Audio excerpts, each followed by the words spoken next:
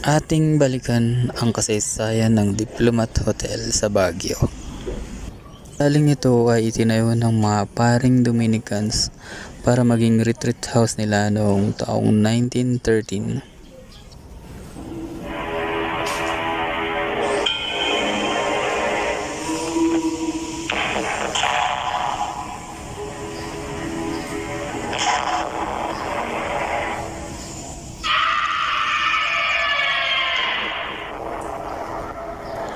Nang nagsimula ang World War II, naging takbuhan ito ng maraming refugees laban sa mga Hapon.